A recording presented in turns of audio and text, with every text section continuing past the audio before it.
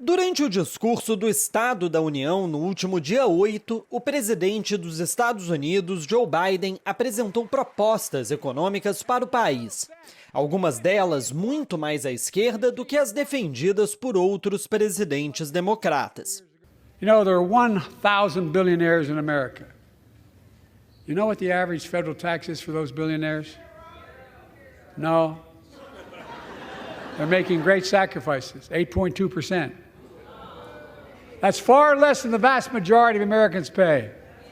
No billionaire should pay a lower federal tax rate than a teacher, a sanitation worker, or a nurse.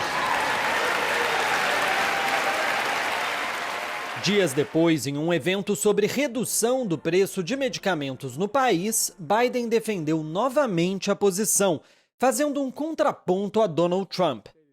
Look, a fair tax code is how we invest in things that make this country great. From healthcare, education, defense, and so much more, research, development. But here's the deal. The last administration enacted a $2 trillion tax cut. $2 trillion tax cut that benefits the very wealthy in the top 1%, the biggest corporations, and exploded the federal deficit. Last administration added more to the national debt than any presidential term in American history. O conteúdo das propostas e as palavras usadas pelo presidente chegam a lembrar Bernie Sanders, o senador independente que concorreu por 2 vezes às prévias do Partido Democrata e que criou um movimento mais à esquerda dentro do partido. E isso talvez não seja por acaso. Ainda que figuras públicas como o próprio Bernie sigam apoiando Biden, a base mais progressista do partido não está tão animada assim com a reeleição. O maior desencanto talvez seja em relação ao apoio da Casa Branca à operação militar israelense em Gaza. Esse é o caso de Samra A. Luckman, muçulmana e ex-apoiadora de Biden. Hoje ela entrega panfletos para convencer eleitores a punirem o presidente nas urnas. My intention is to punish Biden for what he's doing now, for the betrayal that he's done to me and all the community members that have voted for him. He won these 2 precincts by 90% in 2020. And by God, this time he's going to win by 0. I'm going to make sure he gets 0%. E não é só a comunidade árabe e muçulmana que está descontente. Uma pesquisa Gallup de janeiro mostrou que 49% dos democratas dizem que os Estados Unidos estão dando pouco apoio aos palestinos. Outros 40% dizem que o governo dá apoio demais a Israel.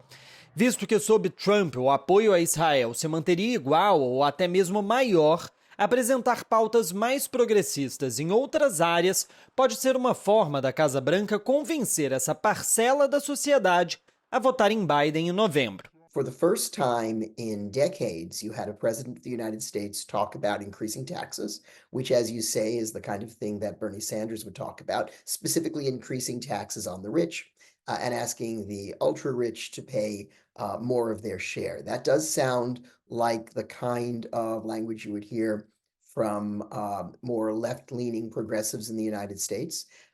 Certainly, Biden, before he became president, was not typically considered among that group. But as president, he has tried to drive a more bottom-up approach to economic policy. As propostas sobre taxar os super ricos e criar novos programas sociais, porém, soam para muitos como ideias bonitas sem chances de se tornar realidade. Well, right now the chances are 0 because Republicans control the House and Democrats control the Senate, but not by very much. And of course, they control the White House.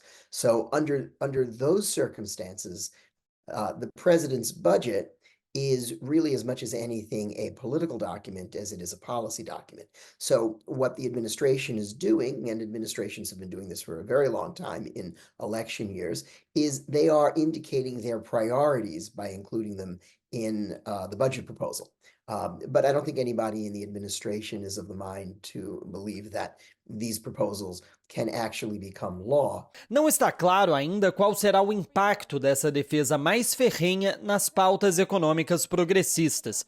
Samra A. Luckman, a ex-eleitora muçulmana de Biden, mostra que o presidente terá grandes dificuldades pela frente. The only way I would vote for Biden is if he resurrected all 30,000 people that were dead. We are not going to be voting for Biden. It's an abandon Biden campaign that is not just to abandon him, but to oust him from office.